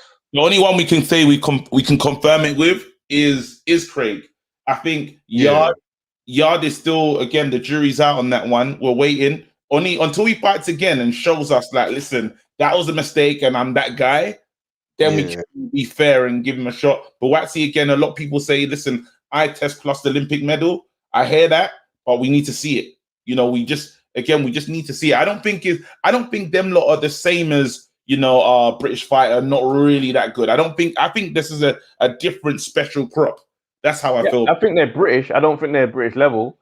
I think what it is that, they haven't necessarily done it yet, and we still kind of look at them. We've got a lot of familiarity with these guys as well. They're close to us. We know them from the ends, or we know them from around the way. So it's like we don't really want to acknowledge that they're necessarily up there. But let's be real. You know, someone just said it there. RDR Films, Buatsi didn't look that great in his last fight. So, you know, we're going on speculation that Virgil Hunter's going to make him and take him to that next level and give him everything that we need to see. Cool. Yard is also going away now from the second defeat. He's got work to do to come and improve and show he belongs on the world stage. You know, I think when we say that these guys are world level, we have to be clear to differentiate between world level and championship level, because world level is anywhere from what, 12, 15 to but what top 10 would you say that they're top 10? There's I don't know. I mean, when I look at the rankings now, I'm seeing names like, you know, there's a lot of guys here. I'm not going to pretend like I know everybody, like, you know, to be able to be like, oh, he'll beat him. But, you know, Badou Jack, I'm looking at Badou Jack now. Badou Jack is old. He's kind of right for a young talent to take over. You know, I mean, you've got Ramirez. He's decent. Serbia, obviously. Pascal, again, another one. These guys I think Badou Jack and Pascal fighting on the Mayweather undercard. Well, that's what I'm saying. But those guys are right for the taking for where they are right now. Even Joe Smith, like, I think he's decent, but Joe Smith could get beat too. Oh, for sure. It's wide open. About Mayweather versus Logan Paul. Yeah. Get out. This is what that man are doing. Not big money. Listen, they got to make money, man. Yeah. I rate Mayweather because, say what you want about Mayweather, there's a lot of boxers that throughout the years you can see that he's shown love to them consistently. Say what you want. When Mayweather goes, yo, I got you, he has from public perception anyway. What I've seen is that there's fighters that they're always on his card and they will always make the money no matter how good they are. So I've got to give him respect for that. True. He looked after Ashley Fieldfane. Ashley Fieldfane got a title shot in Adrian Broner. Like, seriously, like he had his moments. Yeah. So, Lineal, big up. What's a call as always. Love as always. That's on, man. Trev, I'm serious, bro. Like, we did 5 hours, fam. And then today, I don't know if we can do this, bro. Because then we'll be yawning in the podcast, and I hate that. It's true. Yeah. Oh, man. You have to respect it. Come on, bro. We do this and we put ourselves in trouble. You have to. We gone over 37. No. It hurts me to see these men there because I know it's about to be top tier, but it's about. We already know Capricorn base. We're gonna be chatting, fam. Then after Jeremy as well, and one of these two will say something to get us 20 minutes in. I already know that. I know. All right. They're not quick take. Cool. You guys, man, so sorry. Can we ask you guys right now to like the video on your way out, please? Don't close this thing without liking it. We'd appreciate that so much. And thank you for all the super chats. Again, really helps us pay for the fights, obviously. But yeah, seriously, thank you. The support is incredible. Appreciated. Big time. Yeah, man. Monday Night Smoke is another episode. We had Craig Richards on, Ade, and the amazing Great Defeaters. Yo, tonight was a vibe still. In the stadium. I was not in the stadium. All right, cool. Peace. Till next time. All right, guys. Hey, should I play it? Let me play it, innit? Yeah, let's play it on the ending. Oh, man, Raw James. Yo. Thank you, James. Big much up. appreciated, man. All right, let's play the ending. Let me get it right. Let me get the video. This is obviously done by Bruce Kai as well. Thank you so much for doing this.